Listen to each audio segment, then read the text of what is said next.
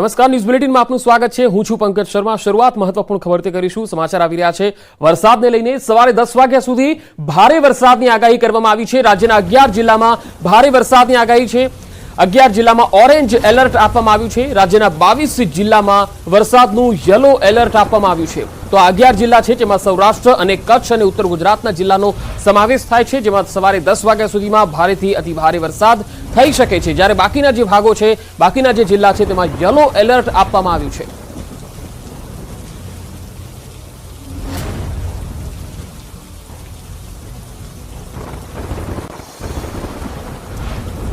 રાજ્યના 22 જિલ્લામાં વરસાદનું યલો એલર્ટ છે, જ્યારે 11 જિલ્લામાં ઓરેન્જ એલર્ટ આપવામાં આવ્યું છે।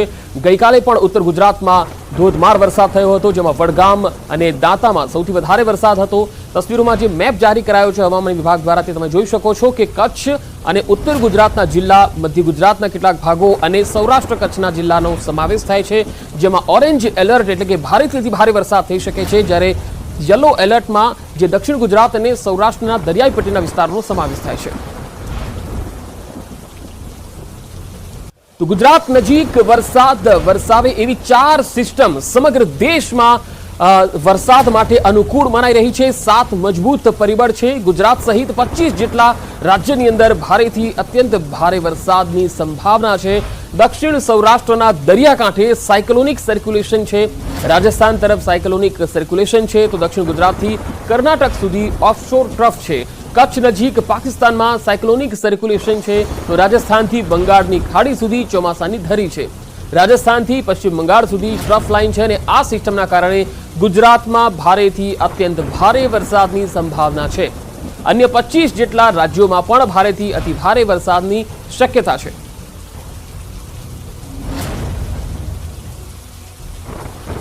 છેલ્લા 24 કલાકમાં ગુજરાતમાં 141 તાલુકામાં વરસાદ વરસ્યો છે, જેમાં સૌથી વધારે બનાસકાંઠાના દાંતામાં વરસાદ થયો છે। દાંતામાં 8 ઇંચ કરતા વધુ વરસાદ નોંધાયો છે, તો વડગામમાં 4 ઇંચ વરસાદ નોંધાયો છે। કડાણામાં 3.5 ઇંચ વરસાદ થયો છે, જ્યારે શહેરામાં 2.9 ઇંચ એટલે કે લગભગ 3 ઇંચ જેટલો વરસાદ થઈ ગયો છે। 24 કલાકમાં 141 તાલુકામાં વરસાદ નોંધાયો છે। વાત દક્ષિણ ગુજરાતના સુરતની કરીએ। સુરતમાં ફરી વરસાદ શરૂ થઈ ગયો છે। શહેરના અનેક વિસ્તારોમાં ધોધમાર વરસાદ થયો। વાદળછાયા વાતાવરણ વચ્ચે શહેરમાં મેઘરાજાની રી એન્ટ્રી થઈ ગઈ છે। ઠંડકમય વાતાવરણ વચ્ચે વરસાદની ફરી રી એન્ટ્રી થઈ છે, જેમાં શહેરના અઠવા લાઇન્સ, ઉધના, સચિન વિસ્તાર, પાંડેસરા, અડાજણ, રાંદેર સહિતના વિસ્તારોમાં વરસાદ શરૂ થઈ ગયો છે। તો સુરત શહેરના અનેક વિસ્તારોમાં સવારથી ધોધમાર વરસાદ શરૂ થયો છે। ઉધના, સચિન, પાંડેસરા, અડાજણ, રાંદેર સહિતના વિસ્તારોમાં ધોધમાર વરસાદ શરૂ થયો છે। ગઈકાલના વિરામ બાદ આજે ફરી એકવાર મેઘરાજાની રી એન્ટ્રી થઈ છે। વધુ માહિતી સાથે સુરતથી સંવાદદાતા કીર્તેશ પટેલ જોડાયા છે। કીર્તેશ, ગઈકાલે વિરામ અને આજે ધોધમાર વરસાદ, કયા કયા વિસ્તારોમાં વરસાદ ચાલી રહ્યો છે અત્યારે? પંકજ, જે પ્રકારે ચોમાસાની શરૂઆત થતાની સાથે જ હવામાન વિભાગે આગાહી કરી છે, સુરત સહિત દક્ષિણ ગુજરાતમાં જે પ્રકારની આગાહી છે, જેને લઈને ગઈકાલે વરસાદે વિરામ લીધો હતો, ત્યારબાદ આજે વહેલી સવારથી ફરી વાર વરસાદે ધમાકેદાર એન્ટ્રી શરૂ કરી છે। ખાસ કરીને સુરતનો પીપળોદ વિસ્તાર હોય, ડુમસ વિસ્તાર હોય, અડાજણ હોય, પાલ હોય, વરાછા હોય, કતારગામ હોય કે પાંડેસરા હોય, તમામ વિસ્તારોમાં સુરતમાં અવિરતપણે વરસાદ વરસી રહ્યો છે। જોકે વહેલી સવારે શરૂ થયેલા વરસાદે ફરી એક વખત વિરામ લીધો છે, પણ કાળા ડિબાંગ વાદળો વચ્ચે જે પ્રકારનું વાતાવરણ બન્યું છે, જાણે સુરત હિલ સ્ટેશનમાં પરિવર્તિત થયું હોય તે પ્રકારનો નજારો જોવા મળી રહ્યો છે। ત્યારે જે પ્રકારે વરસાદ થઈ રહ્યો છે તેને લઈને સૌથી વધુ ધરતીપુત્રો આનંદમાં છે, કારણ કે વાવણી બાદ જે પ્રકારનો વરસાદની જરૂર હતી તે પ્રકારનો વરસાદ થઈ રહ્યો છે, જેને લઈને કહી શકાય કે ચોક્કસપણે ધરતીપુત્રોમાં આનંદ છે। અને જે રીતે ગરમીને કહી શકાય બફારાથી લોકો ત્રાહીમામ પોકારી ઉઠ્યા હતા, તે લોકોને પણ ઠંડકનો અહેસાસ થઈ રહ્યો છે। કીર્તેશ, સુરત શહેર સિવાય સુરત ગ્રામ્યની જો વાત કરીએ તો ખાસ કરીને ત્યાં શું સ્થિતિ છે પલસાણા અને બારડોલીમાં? બિલકુલ, મેં પહેલા જ કીધું એમ કે વહેલી સવારથી શરૂ થયેલા વરસાદ દક્ષિણ ગુજરાતના તમામ જિલ્લાઓને ધીરી ગતિએ પોતાને ભીજવી રહ્યું છે। ખાસ કરીને સુરત હોય, સુરત જિલ્લામાં બારડોલી હોય, ઓલપાડ હોય, તાપી જિલ્લો હોય, નવસારી હોય, વલસાડ હોય, તમામ જગ્યા પર ધીરી ગતિએ વરસાદ શરૂ થયો છે। પણ ખાસ કરીને સુરત શહેરમાં જે પ્રકારે વહેલી સવારે ધમાકેદાર વરસાદે એન્ટ્રી કર્યા બાદ હાલ પૂરતો વિરામ લીધો છે। જી કીર્તેશ, આભાર માહિતી આપવા માટે। તો હવે ઉત્તર ગુજરાત તરફ નજર કરીએ તો અરવલ્લીના માલપુરમાં ધોધમાર વરસાદ પડ્યો. મોરડુંગરી, તખતપુર, ભેમપુર અને મહીપુરમાં વરસાદ નોંધાયો છે. સોનિકપુર અને રૂગનાથપુરમાં પણ ધોધમાર વરસાદ પડ્યો છે. ભારે પવન સાથે વરસાદ ખાબક્યો. વરસાદ થવાથી માલપુરના રાજમાર્ગો નદીમાં ફેરવાઈ ગયા છે. સિઝનમાં પહેલીવાર અહીંયા ધોધમાર વરસાદ થયો છે, જેના કારણે મગફળી અને સોયાબીનના પાકને જીવનદાન મળશે, ફાયદો થશે. તો મોરડુંગરી, તખતપુર, ભેમપુરથી આ તસવીર આવી રહી છે. ઘેડ પંથકમાં મેઘાવી તબાહી જોવા મળી. કડછ ગામમાં ઘૂસ્યા ભાદરના પાણી. તારાજીના આકાશી દ્રશ્યો જુઓ. ઘેડ પંથકમાં મેઘરાજા બેફામ વરસ્યા. વરસાદે ચારે બાજુ તબાહી જ તબાહી મચાવી દીધી. ઘેડની કેડ ભાંગી નાખી.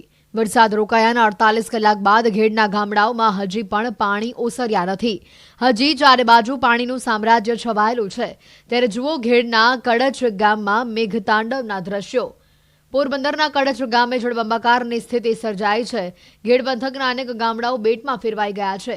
રસ્તા પર પાણી ફરી વળતા અનેક ગામડાઓમાં વાહન વ્યવહારને વ્યાપક અસર પહોંચી છે. રસ્તા ઉપર 3 થી 4 ફૂટ સુધી પાણી ભરાઈ જતા કડછ ગામના લોકો સંપર્ક વિહોણા બન્યા છે. અનરાધાર વરસાદ બાદ ભાદર નદીએ ઘેડ પંથકમાં તબાહી મચાવી. ઘેડ પંથકનું કડછ ગામ રીતસરનું બેટમાં ફેરવાઈ ગયું. કડછ ગામના મકાનો, રસ્તા, ખેતરો પાણીમાં ડૂબ્યા. જ્યાં નજર જાય ત્યાં જમીનના બદલે માત્ર જળ જ જોવા મળી રહ્યું છે. ઘેડ પંથકના અનેક ગામમાં પાણી કે પાણીમાં ગામ તે જ ખબર નથી પડતી. વરસાદના વિરામના 2 દિવસ બાદ પણ પાણી ઓસર્યા નથી અને જેના કારણે સ્થાનિકોને ઘરની બહાર જવું પણ મુશ્કેલી ભર્યું બન્યું છે. ઘણા ખેતરોના પાળા તૂટી જવાથી વરસાદી પાણીએ ભારે વિનાશ વેર્યો હોય તેવા દ્રશ્યો સામે આવ્યા. તેમજ રોડ રસ્તાઓ પણ ધોવાઈ જવાના કારણે અનેક ગામોનો સંપર્ક તૂટ્યો. પોરબંદરની મધુવંતી નદીમાં ઘોડાપૂર આવ્યા. દરિયા સાથે મિલનના અદ્ભુત ડ્રોન દ્રશ્યો કેમેરામાં કેદ થયા. દરિયા કિનારે શિવલિંગને મધુવંતી નદીનો જળાભિષેક. પોરબંદરના પાતામાં દરિયામાં સ્થાપિત શિવલિંગને જળાભિષેક કરવા માટે જાણે કે મધુવંતી નદી દોડી આવી.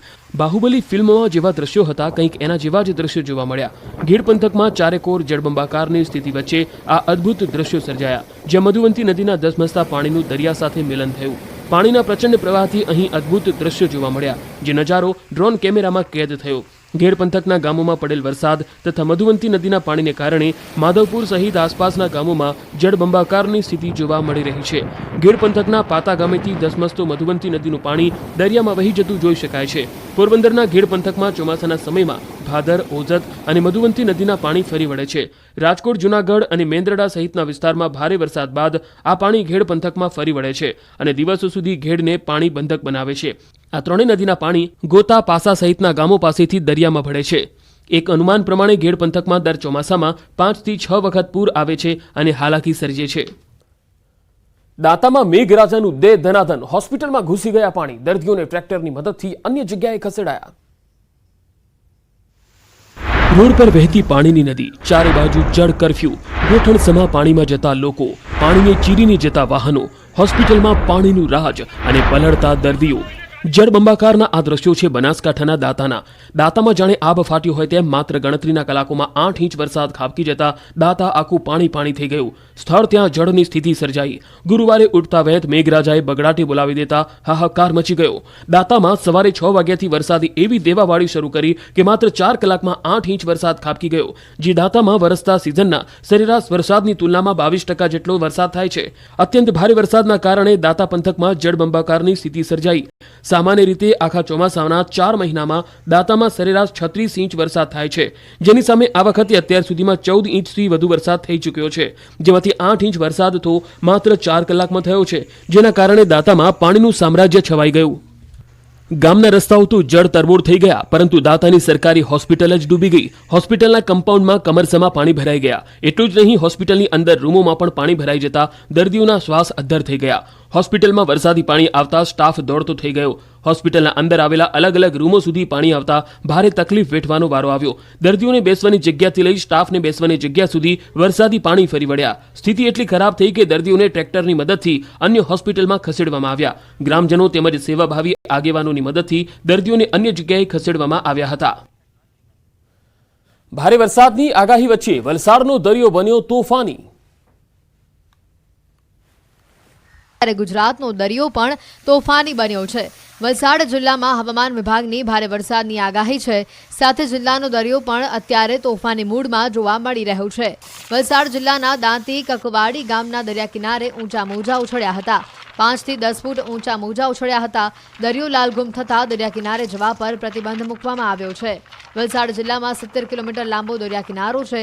ચોમાસા દરમિયાન દરિયામાં મોટી ભરતી આવે છે। આજે પણ દરિયામાં મોટી ભરતીનો સમય હતો। તે દરમિયાન દાંતી કકવાડી ગામના દરિયા કિનારે ઊંચા મોજા ઉછળ્યા હતા અને દરિયાદેવનું ડરામણું રૂપ જોવા મળ્યું હતું। અને હવે એક બ્રેકિંગ ન્યૂઝ આવી રહ્યા છે। ભાજપ પ્રદેશ કારોબારી બેઠકનો આજે બીજો દિવસ છે। પ્રદેશ પ્રમુખ અને કેન્દ્રીય મંત્રી CR પાટીલના અધ્યક્ષ સ્થાને આ પ્રવચન પણ અહીંયા શરૂ થશે। ઉદ્ઘાટન પ્રસંગ પર મુખ્યમંત્રી ભૂપેન્દ્ર પટેલ કારોબારીમાં સંબોધન કરશે। પ્રધાનમંત્રી મોદીને ત્રીજી ટર્મમાં પ્રધાનમંત્રી બનવા અંગે અભિવાદન પ્રસ્તાવ પારિત થશે। નવા સાંસદો અને ધારાસભ્યોનું સ્વાગત કરવામાં આવશે અને બપોરના બીજા સેશનમાં ચૂંટણી પરિણામ અંગે સંગઠન મહામંત્રી રત્નાકર સમીક્ષા કરશે। સાથે સાથે આગામી કાર્યક્રમો અંગે કાર્યકર્તાઓને માહિતગાર કરશે। CR પાટીલના અધ્યક્ષ સ્થાને કારોબારીનું આયોજન કરવામાં આવ્યું છે। આ ઉપરાંત કેન્દ્રીય મંત્રી પિયુષ ગોયલ અને BAPS સંસ્થાના પૂજ્ય બ્રહ્મવિહારી સ્વામી પ્રવચન કરશે। વધુ માહિતી સાથે સંવાદદાતા ગૌતમ શ્રીમાળી મારી સાથે જોડાશે। ગૌતમ, બોટાદમાં અને ખાસ સાળંગપુરમાં જે ભાજપની કારોબારી ચાલી રહી છે, આજે બીજો દિવસ છે, શું આ કારોબારીના અંતમાં પ્રદેશ પ્રમુખને લઈને જે ચર્ચાઓ થઈ રહી છે તેમાં કોઈ ફોડ પાડી શકે છે ખરી બીજેપી?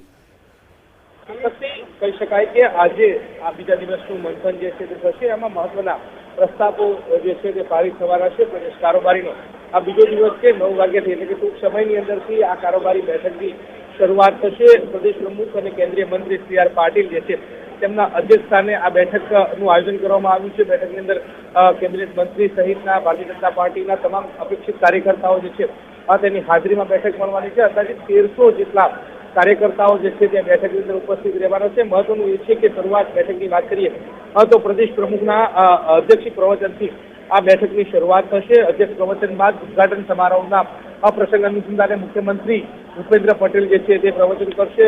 પ્રધાનમંત્રી નરેન્દ્ર મોદી ત્રીજી ટર્મ માટે પ્રધાનમંત્રી નરેન્દ્ર મોદી બન્યા છે ત્યારે તેઓને અભિવાદન પ્રસ્તાવ જે છે તે પારિત કરવામાં આવશે અને તે અંતર્ગતની બાબતો જે છે તેમાં સમાવેશ કરવામાં આવશે। બપોર બાદ બીજું સેશન જે છે તે યોજાશે। બીજા સેશનની વાત કરવામાં આવે તો આગામી જે ભારતીય જનતા પાર્ટીના કાર્યક્રમો જે છે તેની રૂપરેખા જે છે તે સંગઠન મહામંત્રી રત્નાકરજી છે તે વિસ્તૃત રીતે આપશે। કાર્યકર્તાઓને સંબોધન કરશે।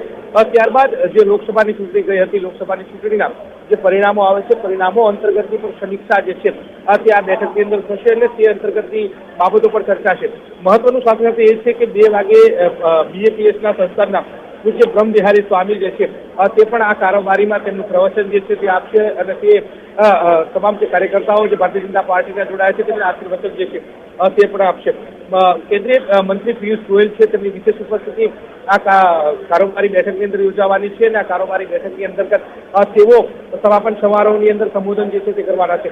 વાત છે પ્રદેશ પ્રમુખની, તો પ્રદેશ પ્રમુખ અંતર્ગત કોણ હશે અને કોણ નવો ચહેરો હશે તે અંતર્ગતની અટકળો અનેક પ્રકારની તેજ થઈ રહી છે, પરંતુ કેન્દ્રીય મંત્રી બનવાના કારણે CR પાટીલ જે છે તે સમય ફાળવી શકે નહીં તે પ્રકારની પણ બાબતો સામે આવી છે। તેને લઈને આગામી દિવસોની અંદર કાર્યકારી પ્રમુખની નિયુક્તિ થાય તે પ્રકારના પણ એંધાણ વર્તાઈ રહ્યા છે, પરંતુ 5 પ્રસ્તાવો પારિત થશે અને ત્યારબાદ જ ખબર પડશે કે કોણ અને કેવી રીતે આ ભારતીય જનતા પાર્ટીની કારોબારીમાં કયા કયા બાબતોને લઈને મંથન થાય છે। જી ગૌતમ, આભાર માહિતી આપવા માટે।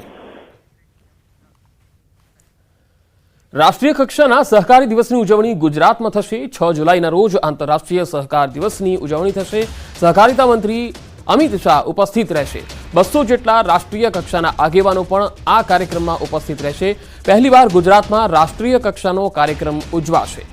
ગાંધીનગરમાં મહાત્મા મંદિર ખાતે આ કાર્યક્રમનું આયોજન છે, જેમાં કેન્દ્રીય સહકારિતા મંત્રી અમિત શાહ પણ ઉપસ્થિત રહેશે। પહેલીવાર ગુજરાતમાં એ કાર્યક્રમ થઈ રહ્યો છે। રાષ્ટ્રીય કક્ષાનો આ કાર્યક્રમ છે, જેમાં રાષ્ટ્રીય કક્ષાના તમામ આગેવાનો ઉપસ્થિત રહેવાના છે। 6 જુલાઈના રોજ આ કાર્યક્રમનું આયોજન છે, જેમાં ભાગ લેવા માટે કેન્દ્રીય મંત્રી અમિત શાહ પણ ગુજરાત આવશે। ગાંધીનગરના મહાત્મા મંદિર ખાતે કાર્યક્રમનું આયોજન છે, જેમાં કેન્દ્રીય સહકારિતા મંત્રી અમિત શાહ પણ ઉપસ્થિત રહેશે. તેઓ ગુજરાતની મુલાકાતે આવવાના છે. 6 જુલાઈના રોજ આ કાર્યક્રમનું આયોજન છે, જેની તમામ રૂપરેખા તૈયાર થઈ ચૂકી છે. કાર્યક્રમ સ્થળ ઉપર રાજ્યના મંત્રીએ પણ જગદીશ વિશ્વકર્માએ પણ મુલાકાત લીધી હતી અને સમગ્ર કાર્યક્રમની રૂપરેખા જાણી હતી. 102 વર્ષ દેશમાં સહકારી પ્રવૃત્તિ શરૂ થઈને થવા જાય છે. 6ઠી તારીખે આંતરરાષ્ટ્રીય સહકાર દિવસ, એની ઉજવણી સામાન્ય રીતે દિલ્હીમાં થતી હોય છે અને દરેક રાજ્યો પોતપોતાની રીતે કરતા હોય છે. પરંતુ અમિતભાઈ જ્યારે દિલ્હીમાં બેઠા છે અને સહકાર વિભાગ સંભાળે છે, ત્યારે પહેલી વખત ગુજરાતમાં રાષ્ટ્રીય કક્ષાનો સહકાર દિન ઉજવવાનો નિર્ણય કર્યો. વડોદરામાં ડોક્ટરે લગ્નની લાલચ આપી નર્સ પર દુષ્કર્મ આચર્યું. ઇન્સ્ટાગ્રામ થકી બંનેનો પરિચય થયો હતો. પીડિત યુવતી ગોત્રીમાં ભાડાના મકાનમાં રહેતી હતી. પીડિતાએ ગોત્રી પોલીસ સ્ટેશનમાં ડોક્ટર ભાવેશ વસાવા સામે ફરિયાદ નોંધાવી છે. પોલીસે આરોપી ડોક્ટર ભાવેશ વસાવાની ધરપકડ કરી લીધી છે.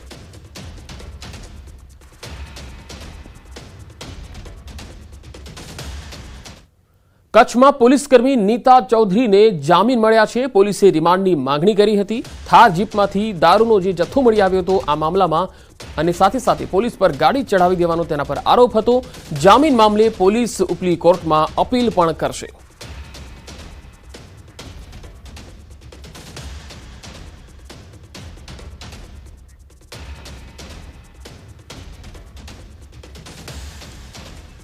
આગળ વધુ સમાચારો પર નજર કરીશું. હાલ રોકાઈશું એક બ્રેક માટે.